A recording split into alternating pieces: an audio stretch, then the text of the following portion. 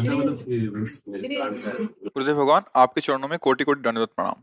पूज्य सदगुरुदेव भगवान, क्या घर गृहस्थी में रहते हुए व्यापार, बच्चों की पढ़ाई, विवाह आदि के बारे में सोचना व प्लान बनाना विषय चिंतन के अंतर्गत आता है? ये सब प्रभु के इस सृष्टि पूजा के हेतु कर रहे हैं, इसलिए विषय चिंतन नहीं है, ये भी भगवत चिंतन है।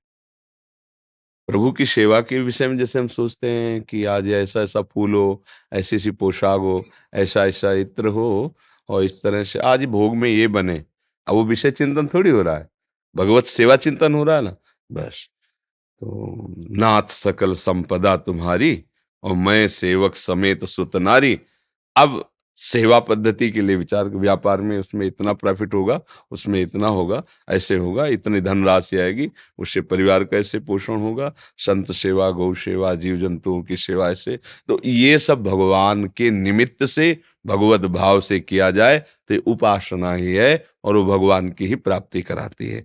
जब देहाभिमान से की जाती है बात की ये मेरी पत्नी, मेरे पुत्र, सबसे ज्यादा मैं इनको सुख प्रदान करूं, मैं बड़ा आदमी बनूं, मैं ऐसा, जब अहम पोषण के लिए होता है, अहमता ममता के लिए, वही बंधन कारक हो जाता है। और जब प्रभु के भाव से किया जाता है, प्रभु ने मुझे सेवा दी है, पत्नी है, पुत्र है, बूढ़े माता पिता, परिवार है, इसके लिए धन कमाना है, किस तरह से अधिक धन आवे और अधिक से अधिक हम परिवार को सुख, और ये सुख सेवा भगवान के लिए है। भगवान हमारे प्रसन्न हो, क्योंकि उन्होंने मुझे जो ड्यूटी दी मैं उसे अक्षरशः पालन कर रहा हूँ, यही भगवत प्राप्ति खेत हो जाएगा। वो विषय चिंतन नहीं माना जाता, वो भगवत सेवा चिंतन के ही अंतर्गत आता है। समझ रहे ना जी।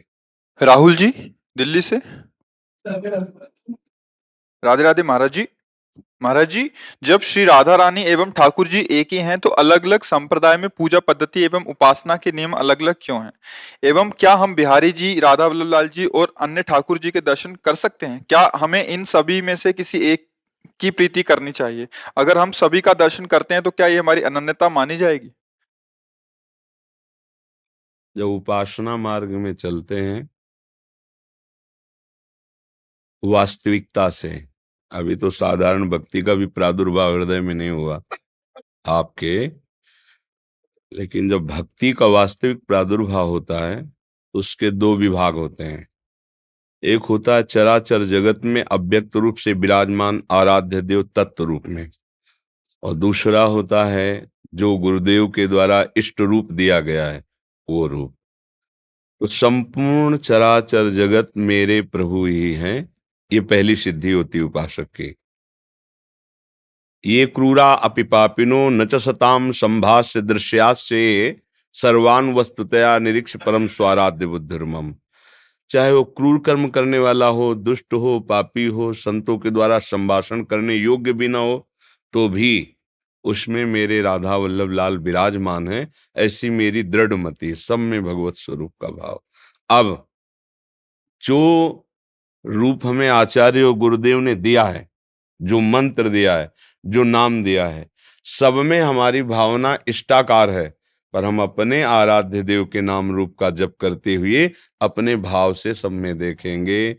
इसमें कोई भी अनन्यता की बाधा नहीं है। वृंदावन में प्रिया प्रीतम के सिवा और कोई नहीं है। चाहे राधा रमण बोलो, चाहे राधा वाक्य बिहारी बोलो, चाहे राधा गोविंद बोलो, चाहे राधा वल्लभ बोलो, है तो वही प्रभु ना।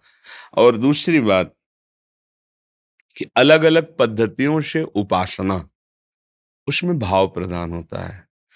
जो सखा भाव से प्रभु का है वो अलग भाव से करेगा, प्रभु को अपना मित्र मान के, प्राण प्रिय मित्र मान करके।